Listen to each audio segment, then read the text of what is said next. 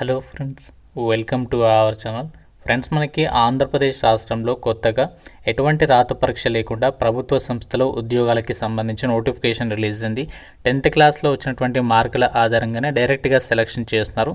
మీరు ఏ జిల్లా వాళ్ళైనా ఈ జాబ్స్కి అయితే అప్లై చేసుకోవచ్చు. తెలుగు లోకల్ లాంగ్వేజ్ రావాలి, ఎటువంటి ఎక్స్పీరియన్స్ కూడా అవసరం లేదు. మేల్ అండ్ ఫిమేల్ క్యాండిడేట్స్ అందరికీ అవకాశం ఉంది. ఈ వీడియోలో మీకు ఈ జాబ్స్కి సంబంధించి ఫుల్ డీటెయిల్స్తో పాటు ఎలా అప్లై చేయాలి, సెలక్షన్ ప్రాసెస్ అన్నీ కూడా క్లియర్గా వీడియోలో ఎక్స్ప్లెయిన్ చేస్తాను. చూస్తున్న ప్రతి ఒక్కరు కూడా వీడియోని లైక్ చేసి డెఫినెట్గా మీ ఫ్రెండ్స్కి అయితే ఒక వీడియోని అయితే షేర్ చేయండి. ఛానల్ని ఫస్ట్ టైం చూస్తున్న వాళ్ళు ఇప్పుడే సబ్స్క్రైబ్ చేసుకోండి.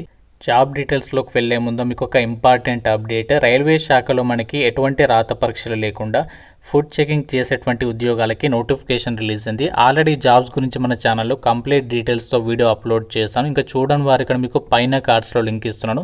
ప్రతి ఒక్కరు కూడా ఆ జాబ్స్ డీటెయిల్స్ కూడా చూసేసి ఆ వేకెన్సీస్కి అప్లై చేసుకోండి. ఫ్రెండ్స్, మీ అందరికీ ఒక ఇంపార్టెంట్ అప్డేట్, ఎవరు కూడా స్కిప్ చేయొద్దు. మన చుట్టూ చాలామంది జాబ్స్ కోసం ట్రై చేస్తున్నారు. Daily calls, WhatsApp groups, fake postings, still job దొరకట్లేదు. Most jobs online are confusing. Some ask money, some never call back. But MrVijay.in ఈ యొక్క వెబ్సైట్ ఏంటి అంటే లోకల్ జాబ్స్ కోసం ఒక సింపుల్ సిస్టమ్ అనమాట. No fees from candidates, no fake promises.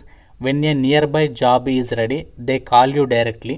If you are looking for shop job, delivery job, office work, sales job, driver and you are ready to join immediately, MrVijay.in లో ఇప్పుడే register అవ్వండి. Link డిస్క్రిప్షన్లో pinned కామెంట్లో ఉంది. Job guarantee కాదు, but real jobs వచ్చినప్పుడు call మాత్రం వస్తుంది. సో జాబ్ కూడా వచ్చేటువంటి అవకాశం ఉంది. Join MrVijay.in now. Take 5 minutes only. Job డీటెయిల్స్లోకి వెళ్ళినట్లయితే గవర్నమెంట్ ఆఫ్ ఆంధ్రప్రదేశ్ నుంచి అఫీషియల్గా ఈ నోటిఫికేషన్ అయితే వచ్చింది. మీరు ఏ జిల్లా నుంచి చూసినా ప్రతి ఒక్కరు లైక్ చేసి మీరు ఏ జిల్లా నుండి ఒక వీడియో చూస్తున్నారో డెఫినెట్గా అయితే కామెంట్ చేయండి. మనకి జిల్లాల వారీగా రిక్రూట్మెంట్ అనేది చేస్తున్నారు. ఈ నోటిఫికేషన్ మనకి 22 జనవరిన అన్ని న్యూస్ పేపర్లలో పబ్లిష్ అనేది చేయడం జరిగింది.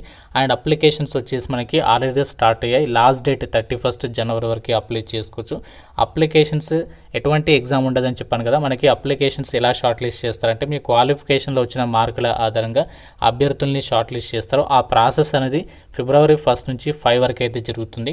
ప్రొవిజనల్ లిస్ట్ వచ్చేసి 10th ఫిబ్రవరి రోజు వెబ్సైట్లో అప్డేట్ చేస్తారు. దానికి సంబంధించి అభ్యంతరాలని 11th ఫిబ్రవరి నుంచి 13th ఫిబ్రవరి వరకు స్వీకరిస్తారు.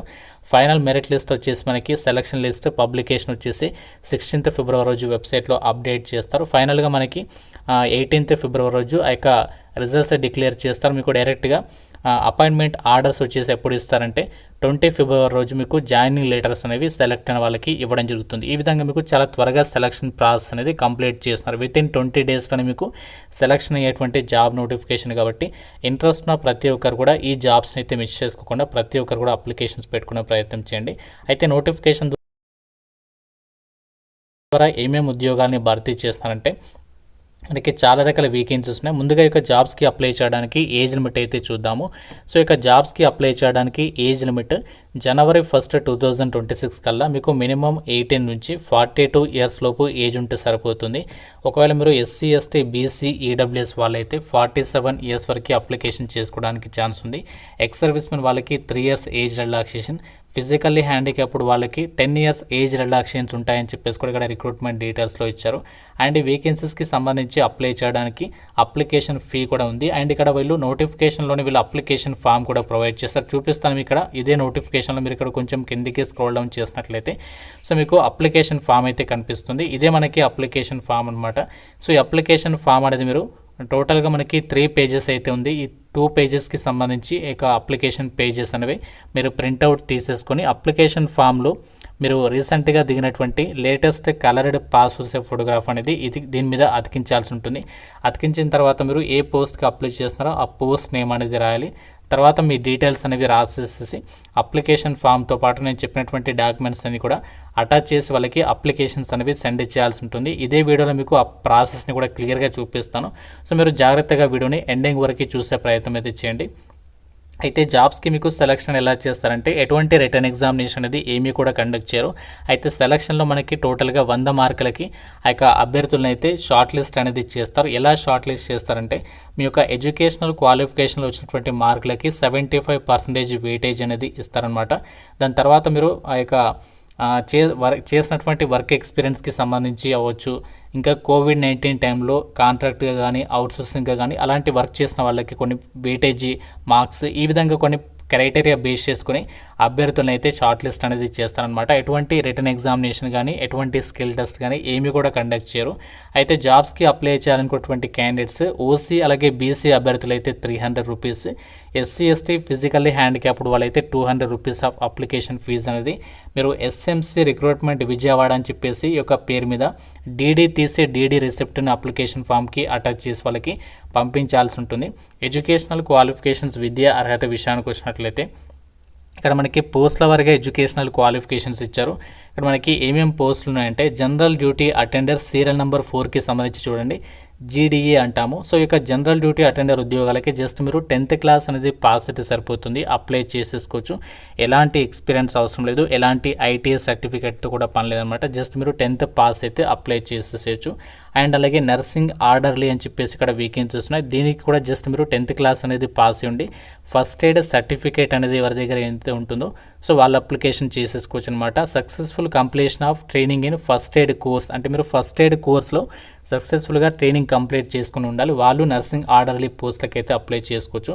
స్ట్రెచర్ బేరర్కి సంబంధించి కూడా same qualification and female nursing orderly and mail nursing orderly అంటే ఎంఎన్ఓ ఎఫ్ఎన్ఓ పోస్టులు ఉన్నాయి. వీటికి కూడా 10th క్లాస్ అనేది పాస్ ఉండి మీకు ఫస్ట్ ఎయిడ్కి సంబంధించి సర్టిఫికేట్ కోర్స్ అనేది ఎవరైతే చేస్తున్నారో వాళ్ళు అప్లై చేసుకోవచ్చు అనమాట.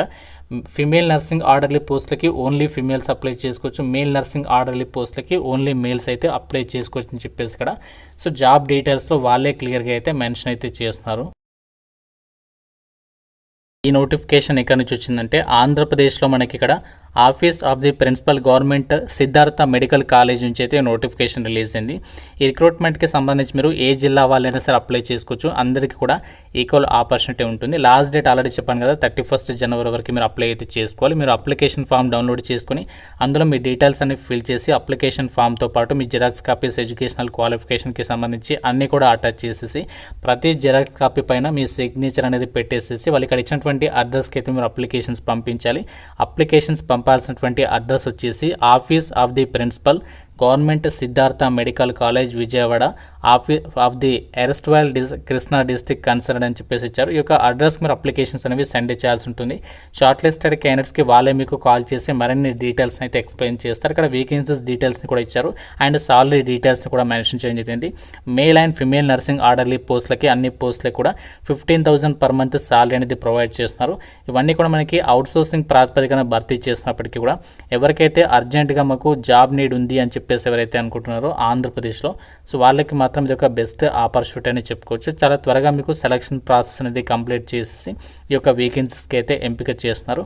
ఇంట్రెస్ట్ ఉన్న ప్రతి ఒక్కరు నోటిఫికేషన్ నుంచి అప్లికేషన్ ఫామ్ అనేది డౌన్లోడ్ చేసుకొని మీకు ఎలిజిబిలిటీ అండ్ ఇంట్రెస్ట్ ఉంటే ఫిల్ చేసి వాళ్ళకి అప్లికేషన్ ఫామ్స్ అనేవి పంపించేసేటువంటి ప్రయత్నం చేయండి. పోస్ట్ ద్వారా మాత్రమే అప్లికేషన్స్ పంపించాలి, లేదంటే మీరు డైరెక్ట్గా ఆఫీస్కి వెళ్తా అంటే కూడా వెళ్ళొచ్చు అనమాట దగ్గర ఉన్న వాళ్ళు.